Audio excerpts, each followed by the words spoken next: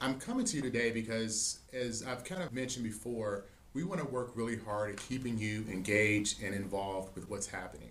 I've told many of you that I've had the pleasure of working on two other case management system rollouts, and I've had some really great lessons learned from that experience. One of the things I learned was that you have to be very upfront with where you are in the project. You have to be very mindful of not rolling forward when there have been significant events and just assuming that you can, as a manager or as a leader of an organization, just make decisions without kind of letting people know what's happening. As such, I want to start off by saying how appreciative I have been for the hard work of our team. Our team has worked beyond a yeoman's level of commitment. We have put forth the effort at every level to be engaged in this project, to commit to this project, and to put forth the absolutely best possible product on our side of the house as we possibly can. As team members, each of you have committed to this project. You have put forth not only a strong commitment, but I think a genuine commitment. And there's a difference between the two. I think you genuinely want this project to be successful. And as a result of that, I've worked really hard to try to listen to you. And when you've given us advice about the situation or given us advice about what we should do, I really have worked hard to hear you.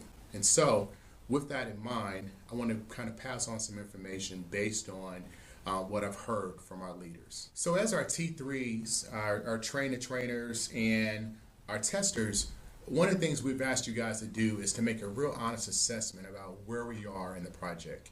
Do you feel like we have the potential to move forward with a project that we feel good about?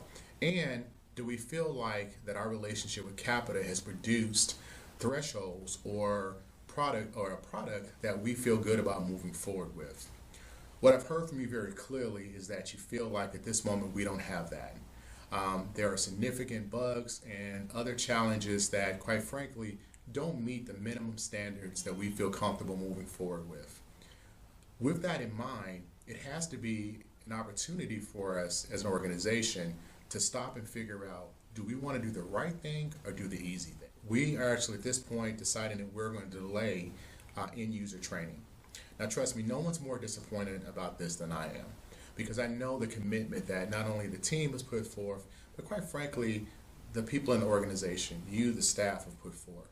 We have been able to ask you guys to delay vacations, to change schedules, and things of that nature. And to your credit, you accepted that and have been very gracious with us about making accommodations in your personal life to do so.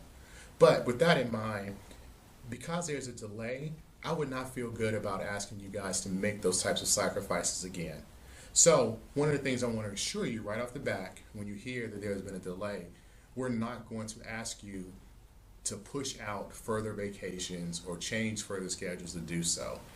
An email will be coming out with new training dates, and it will have an opportunity for you to be able to look at your personal schedules and see if they fit into your schedules.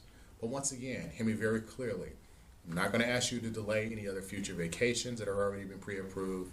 I'm not going to ask you to make major changes to your schedule. You've already, stepped up before and wants to do that for us. And this delay, quite frankly, is obviously through no fault of your own. So we're going to put out more information about that particular fact, but just rest assured, we're going to work with you. Hopefully, our new training dates will match up with your availability. But if it doesn't, our team will figure out what we need to do to make sure that we're able to get you trained. So don't fear, we're not going to change any prearranged or pre-agreed to vacations you have, but also we're not going to leave you hanging. So if you don't find that you're able to make training, we'll figure out ways to get training for you.